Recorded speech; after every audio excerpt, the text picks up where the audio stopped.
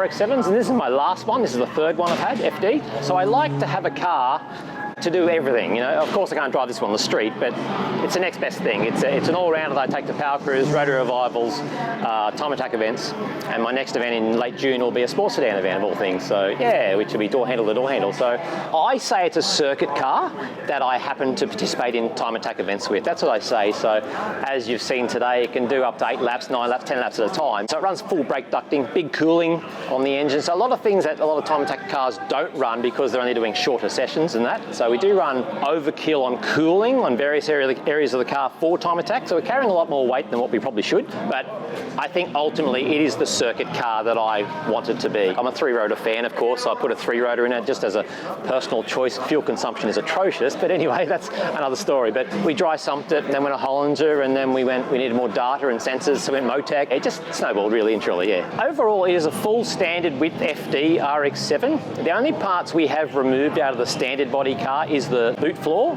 so we put a bladder fuel tank in there. We also changed the firewall in the car, and that was more of a safety thing. The factory firewall, when it's all stripped, probably had 30, 40 holes in it. So we've got to be realistic. As a Rotary owner, we've got to face the facts and be prepared that it's going to catch fire one day. You know, that's what we've got to, hence why safety aspect, it's got a big fire system in the car and things like that. So more the firewall was a safety thing to seal that bay from the cabin, really. Yeah, so other than that, it's still a full standard with FD RX-7. To comply a little with the sports sedans, we had to have a wing as high as the roof line there. So we did some CFD testing by Pace Innovations. We designed a front diffuser just to match the downforce of that rear wing. Pretty much the two only elements on the car for downforce aero.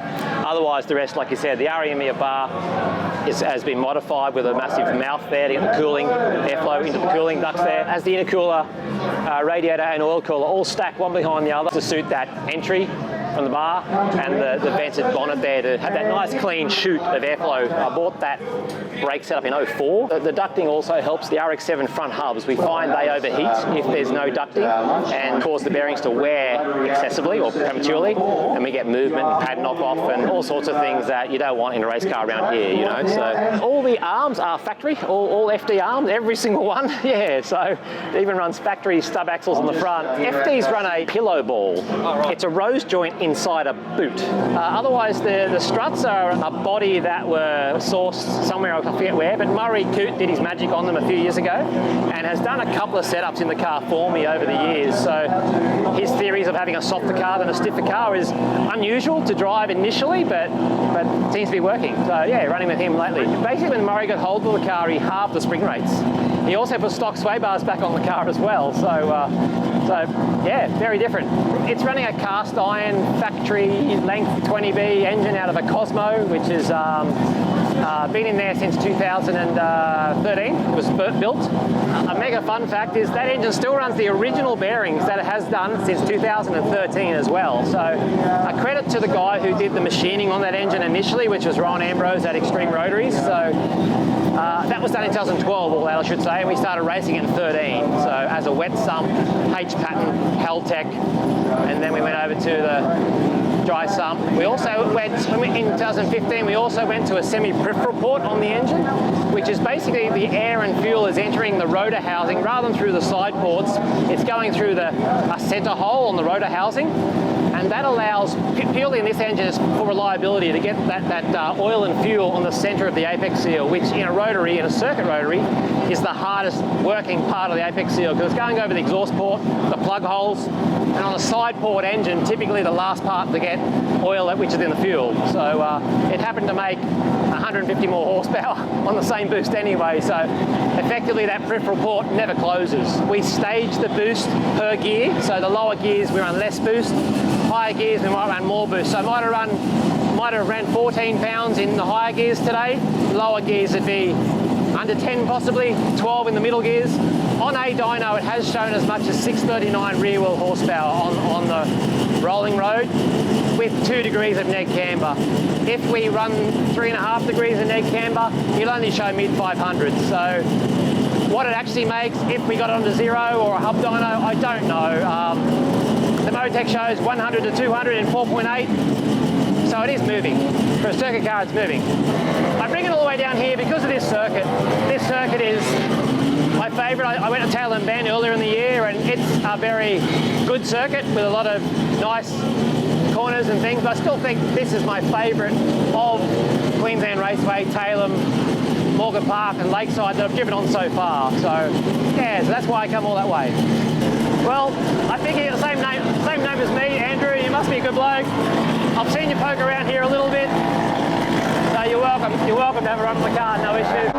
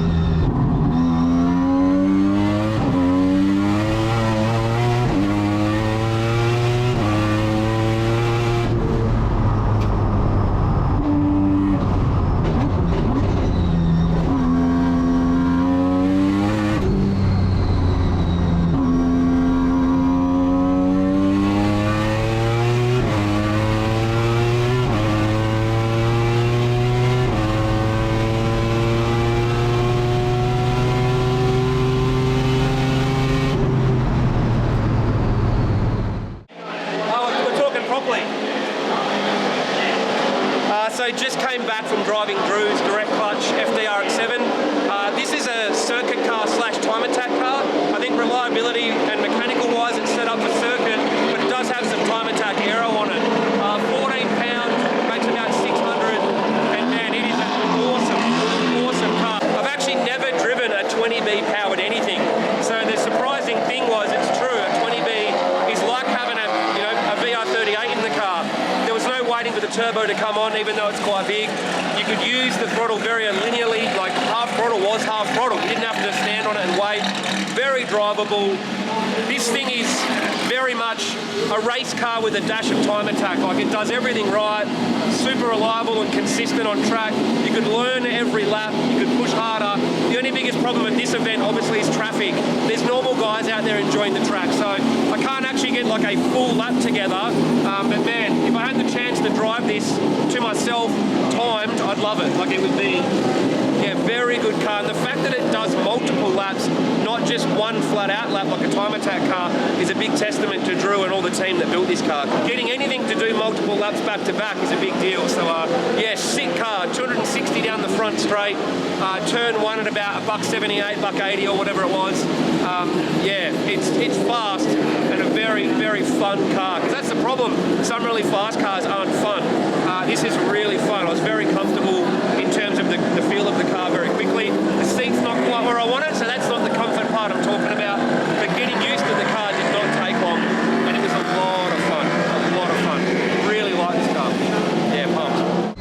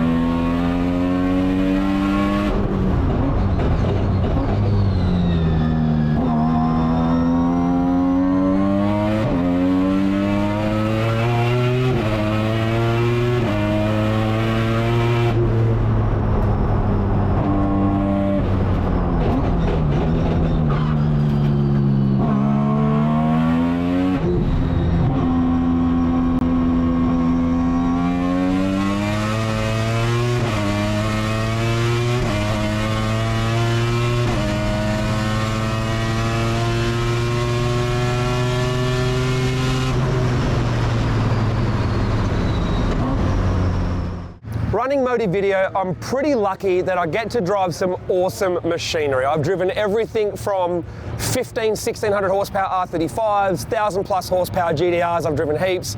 I've driven Evos and Rexys around the track, I've driven GT3 cars, I've driven exotics, and it's very rare now to drive a car that you can say is probably in your top 10 of everything you've driven that you would want to drive again. And today, Drew let me drive his direct clutch FD RX-7 circuit car. Now, the easiest way to explain this car without getting super excited as I jumped out of the car earlier today, it's a proper race car. And what I mean by that is, I've driven a lot of modified cars, and then you reach a point at which they become a genuine race car. And genuine race cars can do laps. They don't try and fight you. They let you actually drive the car flat out, lap after lap, feel the car out and try and go fast in it. And that car is built properly. The pedal box, the cooling system, the aero, the tyres, the brakes, everything set up so well that it's in race car territory. But what I love about it most is it still has a little bit of mongrel in it. A little bit of modified car is still there. The 20B with a GTX 45 is way more responsive than I thought that could ever be. Very linear in its power delivery if you use the throttle correctly and lean into it. Stand on it too quickly, instead of waiting for it to come on boost, it'll just throw you sideways. Even after 5, 6, 7 straight laps, water and oil temp were below 80 degrees. So the cooling system on that car is very well done.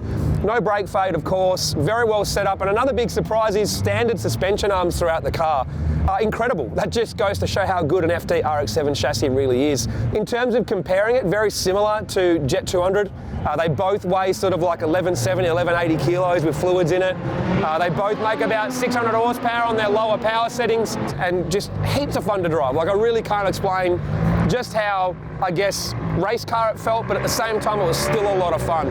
That's why I went out in it twice. I couldn't help myself. Obviously at this event we're leaving a lot of buffer in terms of, obviously we don't want to bin someone else's car. There's plenty of traffic and plenty of buffer stopping us, I guess, from trying to do an actual full-blown timed lap. But there were bits out there I was able to go fast enough to really feel just how good the car is. And yeah, honestly, all I can say, now that I've sort of taken a breath and relaxed after driving it, is it's an awesome car. It's just that simple. I knew FDs were good, but that is brilliant. The fact that it just slicks coilovers and alignment with that aero package and the weight taken out is that good. Like, my Silvia has every suspension arm under the sun to kind of do what that does. It technically isn't a time attack car, it is a circuit car that just has a little bit better aero on it. So how quick would the car be, say, at, well, time attack and time attack trim? Probably low 30s. Very capable car. And like I said, the most impressive thing is it's reliable, it can do laps, it stays cool, and it's super fast and fun. You can see from the in-car, top of 6th gear down the front straight. Like, it's a killer car. And I mean, I always liked rotaries, but man, if driving that doesn't make you want an FD with a 20B, nothing will. That was simply epic. So I just wanted to say big thanks to Drew from Direct Clutch Services for inviting me out to Rotary Revival to have a drive of the car. He said come out and have a session in it, and then he actually let me have a second session. So even more of a thank you. All I know is I really want to drive it again. It's that good.